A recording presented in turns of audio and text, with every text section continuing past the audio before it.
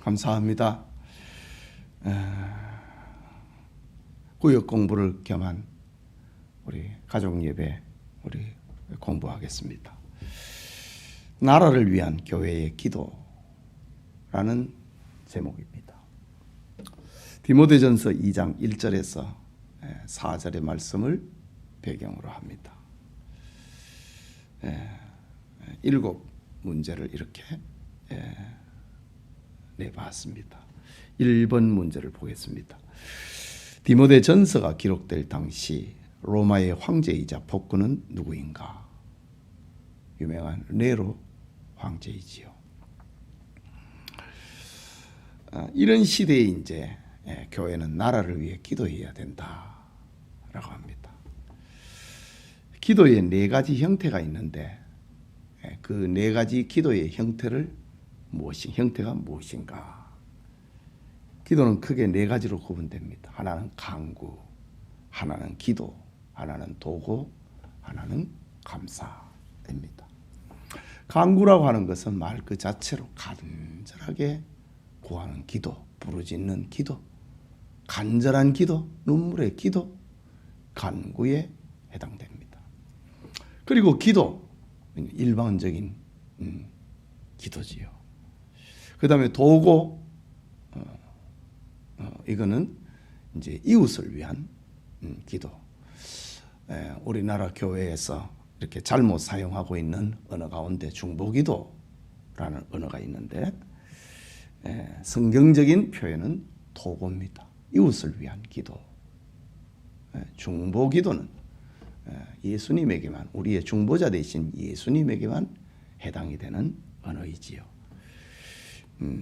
그러나 도고의 기도, 이게 이제 보편화되지 않으니까 사람들이 중보기도 이런 용어를 쓰는데, 그러나 성경적인 언어는 오늘 성경에 있는 것처럼 도고의 기도입니다. 그 다음에 감사의 기도입니다. 기도는 이렇게 4가지 형태를 가지고 있습니다.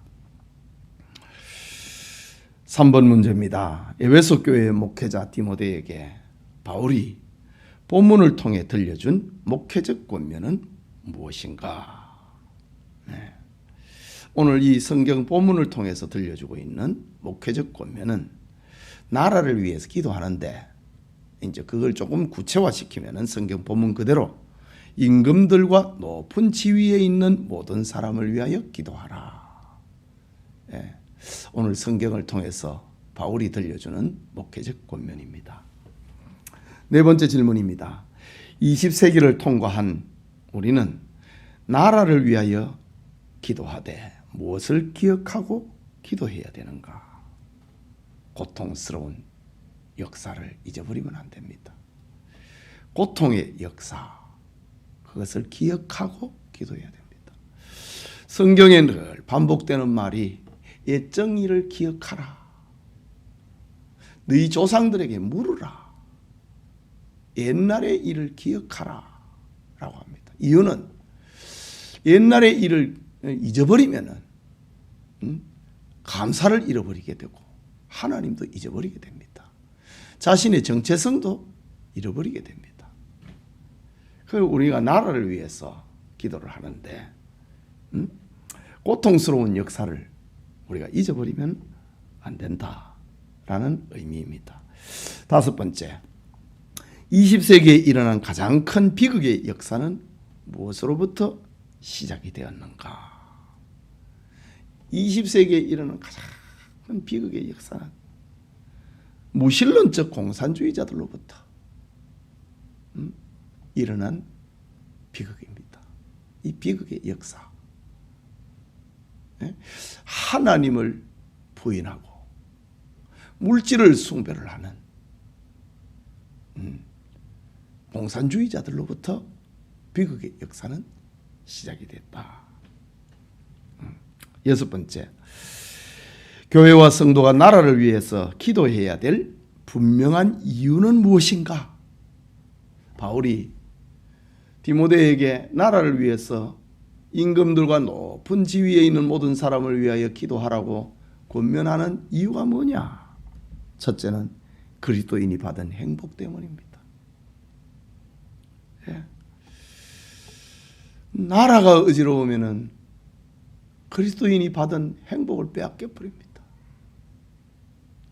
또 하나는 나라를 위해서 기도하는 것이 하나님의 뜻이기 때문입니다.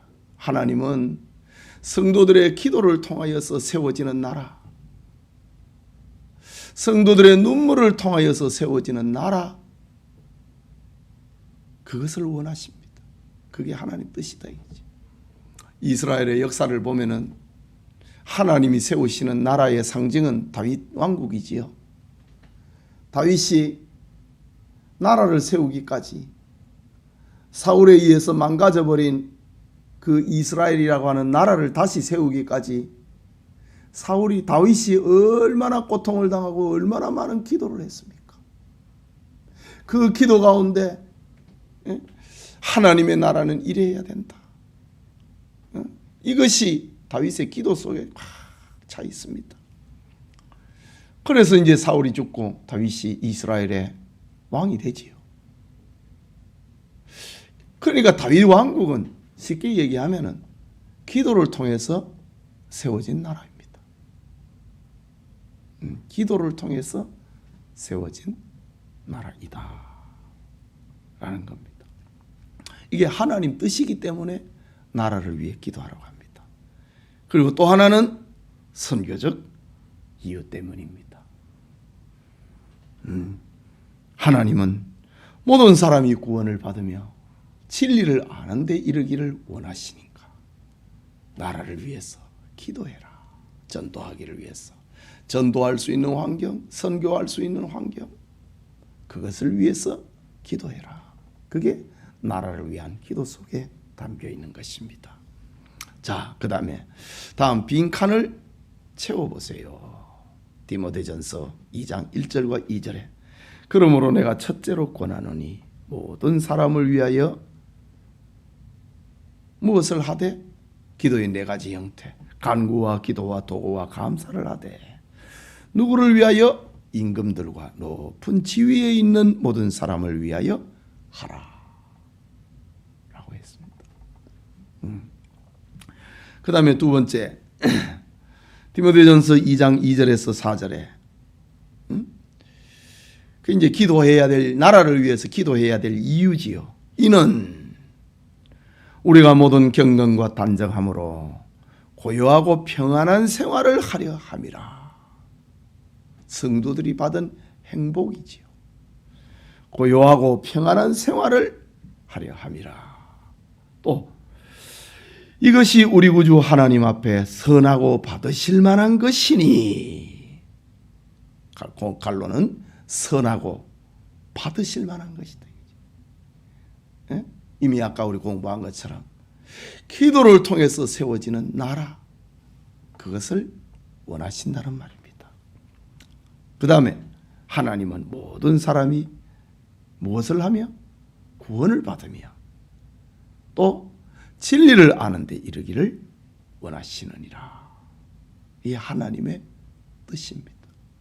나라를 위해서 기도할 이유인 것이지요. 예. 그 다음에 고대 그리스의 철학자 플라톤의 말인데,